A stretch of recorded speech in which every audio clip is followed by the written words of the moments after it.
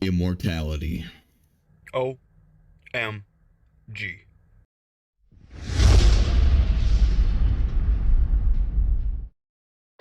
Today, I'm bringing y'all a 4D immortality theorem, and it's not a perpetual motion device as you would think. It wouldn't be the universe is in one state at all times. It's actually infinite renouncil of the universe over and over and over.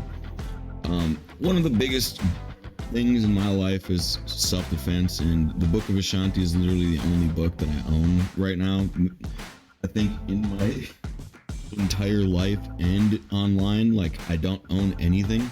I read part of it, and then it kind of told me, you know, in a way where I got the vibes like, stop reading it and come back if you ever need more. Like, I learned like 2 things in the Book of Ashanti like really early, and then immediately, like within the first like 10%, I closed it, and it was like, come back if you need more self-defense. And let me tell you how self-defense I am today. Today I'm going to give you destroy the universe every day to live forever. Now, this is going to take prerequisite knowledge in order to follow along, and if I ever lose you at any point, Omgbomber.com is a good library in order to come back from this. I would say start somewhere around quantum entanglement 2, or black holes. Understand all of these videos right here, honestly, are all really good subject matter for being able to keep up with what's going on here, as well as my more recent videos. But anyway, destroying the universe every single day to stay alive forever. Let's get into the topic. We are going to talk about vector dilemma. All right. Now, in a vector like so, we can actually knock a vector in to position, and if we are wise with how we create this vector 1 and how we knock it into vector 2, we can actually get more kinetic energy in vector 2 afterwards. With the way that we predict this vector 3, or vector 3 here, everything around it, everything that it releases, we can actually get more kinetic energy in there, assuming that we know all the interactions of the outside of it and all the interactions inside of it. That will make it even easier. What that is actually, there's no such thing as negative energy, but in the design of vector 1 and vector 2, we can actually create more positive energy in vector 2 and less energy in vector 3. And that's kind of what an alternator is, right? Anyway, it's already a function in reality. Now, this is a very difficult task to pull off in the diagram that I'm trying to tell you, but what I'm trying to teach you is an immortality theorem, so it's going to be one of the most impossibly hard to understand things in the first place, okay? But when we collide vector 1 into vector 2, what we're actually looking for is we're looking for testing at the first stages, but at the end game stages where you're trying to create immortality, you're actually trying to create a vector plex of the universe, right, inside of vector 2. Now we're going to talk about vector 4, right? We are already living in vector 3, right? We live in vector 3 and 1 and 2 and 4 actually, but we mainly use 3.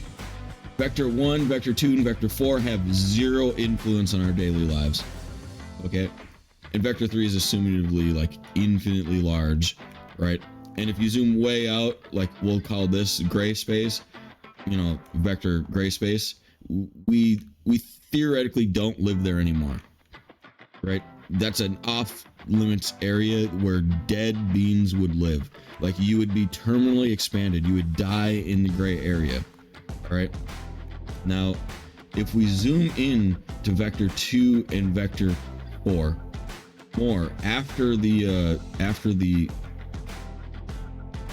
interaction of vector 1, right? The vector 1 interaction is to make a universe clone, right?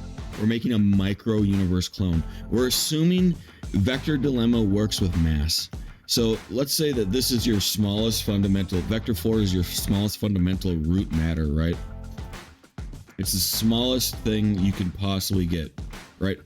Let's assume that if we collide with it, we can actually break off pieces and create new roots of matter. So if we can create new roots of matter, we can actually create new roots of matter eventually. It won't be random. You'll actually know how to create and shave off new roots of matter from the smallest bits of current matter, right? So in root universe 2, you'd have the same exact topic. You'd have a root matter equals X, right?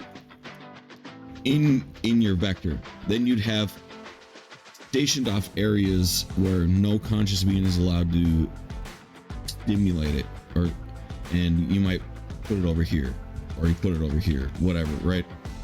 And this is the conscious being area, and this is your backup reserves, and you're constantly zooming in forever and ever and ever, doing this over and over and over. And it's not a perpetual motion device. It takes upkeep, right? And you would think that you would run into a dilemma, but with alternator science and with negative energy formulas, meaning that the spin velocities and the forward momentum velocities are pre-calculated to be leaving outwards, you can actually end up with more kinetic energy relative perceived within the zoomed in area. Now you will probably receive less kinetic energy.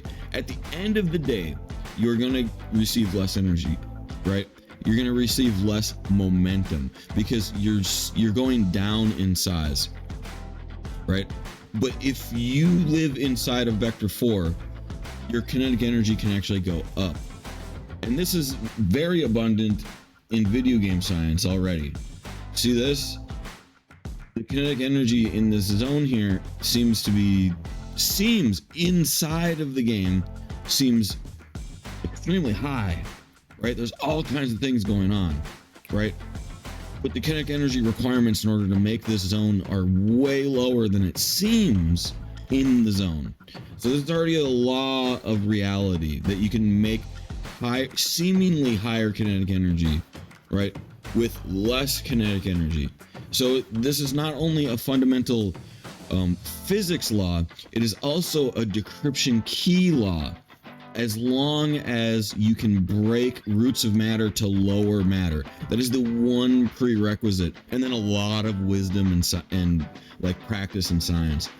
And this is actually a immortality law, but it has requirements like that we haven't broken through to yet necessarily. Not saying that somebody already didn't. I'm just saying that we might not be able to. So here's another thing is if you watch one of my older videos, you can see that there's superposition. Quantum bits actually can go inside of each other. That kind of means logically there's vacuum in there. That means it's not just all pure mass, right? So obviously we're not, if we're on quantum bit, we're not on the roots of matter. And if we're not on the root of matter of the quantum bits, we can't test to see if we can break that root of matter into less than, let alone do all of this to create immortality. So there is my diagram and my theory on immortality. Destroy the universe every day to achieve immortality. I hope y'all like this theory. It completely counters heat death. It completely counters four-dimensional we all die. It is a possible way of living forever. It doesn't have that many outrageous, outlandish requirements. So thank y'all for watching. If you need anything, I'm struggling with content. I need more content. So if you have something, Omgbomber.com, hit me in the comments on my newest videos, and thank you for watching. Have a good day. Now let's talk about getting the settings right. Let's get the settings right for an Immortality device. I want to talk about vectored. What does it mean to be vectored? All right, I kind of made this up, but what I mean by vectored is to get the average of the vector. So to be of scale, vector scale, right? If you have a clone of something right here, you want all of its vectors to be perfectly scaled, but then you also want all of its kinetic energies to be perfectly scaled as well, right? So you have to have pretty much mass. It's completely abolished from the equation. Mass is not real. Momentum also, that is also going to stand for momentum. So momentum and mass are not real. If you have mass scaled, this is a yes. Yay. Thumbs up.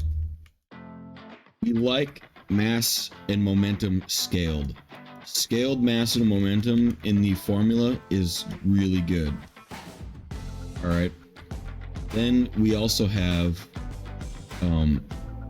velocity scaled, right?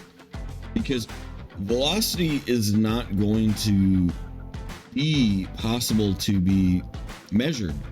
Velocity is measured by our perceived version of feet per second. Now, this would be a foot per second, or a foot, right? In the previous universe, where in the new universe, a foot can be this big, right? So you have to understand that this foot is already scaled and this foot is already scaled, right? So when you're talking about the vectors to the new universe clone, right? And then you're talking about getting all of the operating systems in the previous universe, and they are already set up for the vector trajectories.